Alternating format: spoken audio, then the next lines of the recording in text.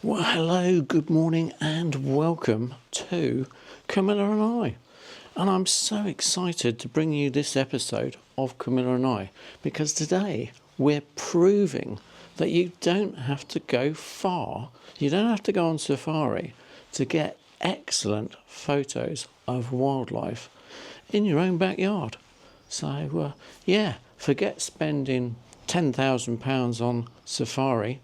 All you need to spend is a few pounds on some seeds. So watch on. Yeah, so as you can see, we're quite casually dressed today. We've had the coffee, very nice too, and we're set up in my conservatory at home. Got the 600mm on with the A9 III, soon to be the A1 II. Oh, can't wait, getting very excited about the A1 II. Anyway, the A9 III, and we've got the mic on as well, ECB1M mic or something, because I can hear a few birds chirping in the background now.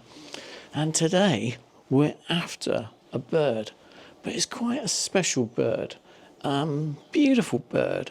It's one of our most colourful finches here in the UK, and it's the goldfinch. And there's one thing that goldfinches love. If you've ever watched the goldfinch before, they just love teasels. And fortunately, my son planted a whole meadow of wildflower seed, and in that seed was a load of teasels. And anyway, I suppose I better show you the teasels. Anyway, forgive the mess in the conservatory because we're having a bit of a clear out really. Quick flip you around, I'll show you what I mean. My son's been decorating the kitchen for me and doing my area in the kitchen, and obviously been playing with a few things. And anyway, we don't want to see all the rubbish, do we really? I mean, look. Well, my stack of paper, you see, it hasn't quite got a home at the moment. Cooker hood. He's putting in a new cooker hood this week. Well done, boys. Just taking delivery of that this morning. Anyway, here is the garden. And, pop over here. And, wow. Look at those teasels. Yeah, let's come down a bit. Let's...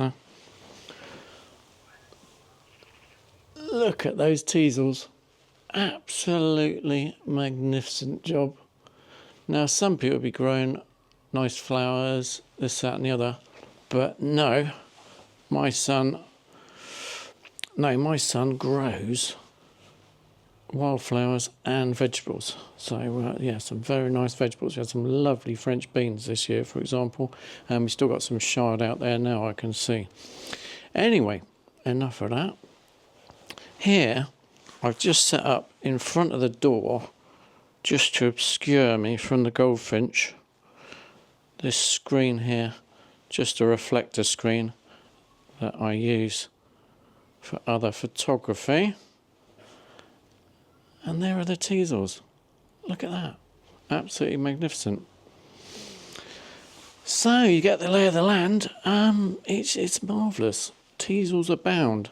And as I say, one thing we know, goldfinches love teasels. And there's at least 3 that come here regularly. Now, a flock of goldfinches are known as a charm. And I think the maximum I've had in here is 3. So we'll go for a small bracelet of, a 3-thing bracelet. Because we've only ever had 3, but 1 is all you need, and I've had 1 regular beauty just outside the conservatory doors. And to start off with, I must admit I didn't need all this stuff in front of the door because they really weren't taking any notice of me at all. I was able literally just to open these doors behind, sneak through here and photograph them through the open window, but they got a little bit more wary of me now. I don't know why. Must be the aftershave or something. Anyway, what a subject, the goldfinch. I mean, absolutely beautiful subject, and I'll show you a full video at the end of this one, if you like, of the action I've caught so far on the teasels, and I'm hoping they're going to come in now again this morning for you. But I've captured enough action over the last few days, so I'll throw up a bit of that action now. And what they tend to do is they tend to sit on a head of a teasel for about up to half an hour, and they really pick it over, and they go at all different angles around the teasel, and the beak, which is a sort of cylindrical shaped beak, goes into the head of the teasel, and their little feet carefully maneuver around the prickles and the teasel heads. Absolutely incredible how they operate, and it's lovely to witness and to see. But and they say they hang around for up to half an hour on the one teasel, and then they'll either fly to another one or literally hop down to another one. And I got some lovely shots which you may have seen on Instagram already if you follow me on Instagram, that show the one bird in particular hopping down onto another teasel. And yeah, it's made a great shot, of course captured with the 60 frames per second I was using at the time, and with pre-capture with the A9 III. So yeah, can't wait until that's in the A9 I II. That'll be amazing. Anyway, we'll see. Right, anyway, yeah, whether I'd still use this camera or not, I don't know. I'd probably still use this camera for this shot, because that 60 frames per second just gives me that extra shot. Which, 1, 2, 3. Yeah, I think it makes a difference. Anyway, so we're set at our standards. We're going for a standard flight mode, 1/2000th of a second. Normally with a static bird moving, I'd probably set for 1/1000th of a second. But on this occasion, I've gone for 1/2000th of a second, because they do move quite erratically. So when they're perched, I'll shoot them at 1/1000th of a second using my perched bird f5.6, give a bit more depth of field. But when I'm shooting them in flight, I'm going wide open f4 with the 600mm at 1/2000th of a second. And I've also dropped in the polarizer on the barrel of the 600mm, because the goldfinch is a tricky bird to expose for, and you want to come down at least a stop when they're in the sunlight, at least, possibly 2. And I've been using the polarizer and coming down about 1 stop. So, because they are a bright bird, and anyway, I think I've nailed it. Let me know if you think I've nailed it. But obviously it's really difficult, and you can really work on your technique so close to home. Such an advantage being this close to your subject.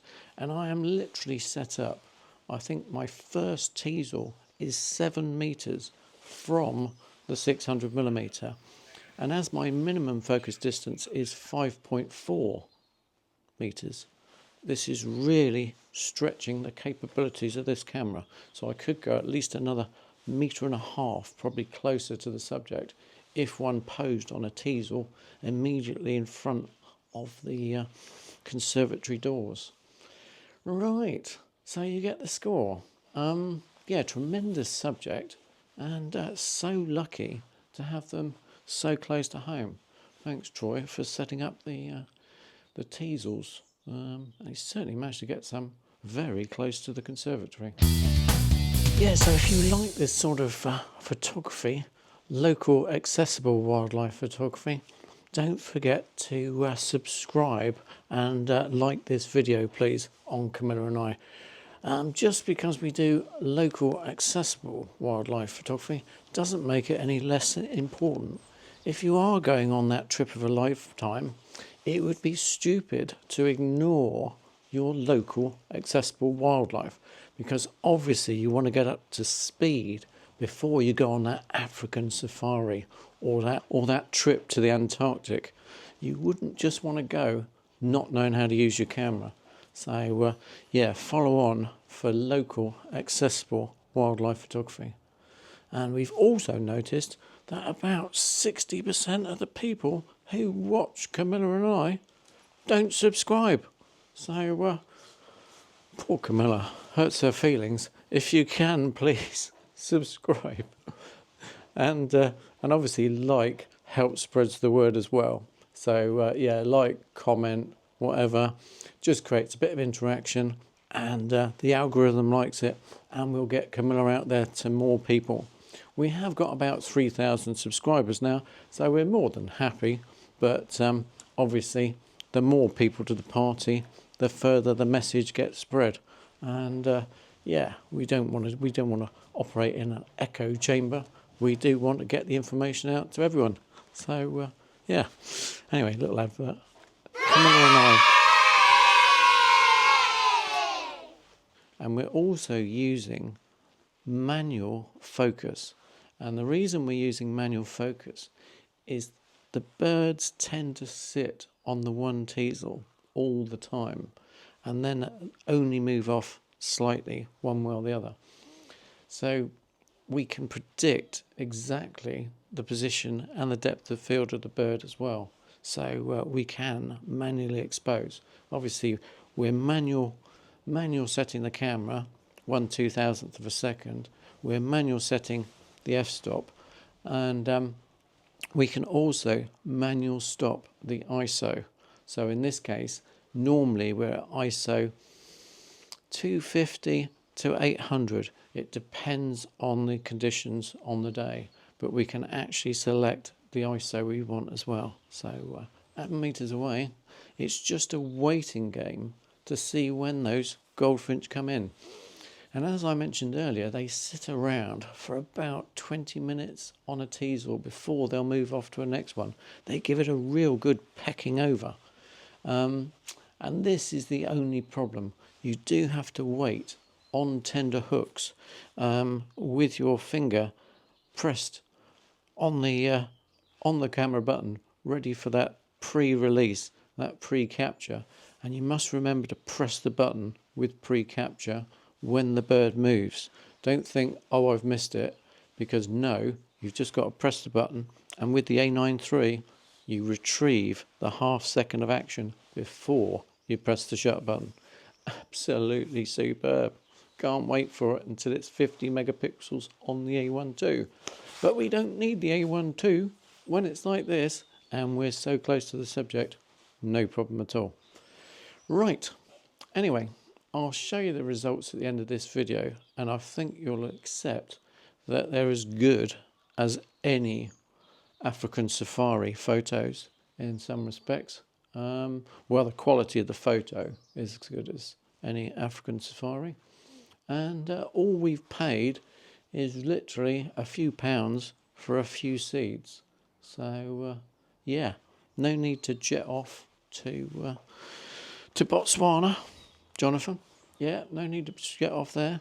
You can get the shots as good, well, the quality as good as African safari in your own home. At least I think we've proved that. Anyway, just a quick one from Camilla and I. Have a good one. Bye from Camilla and I.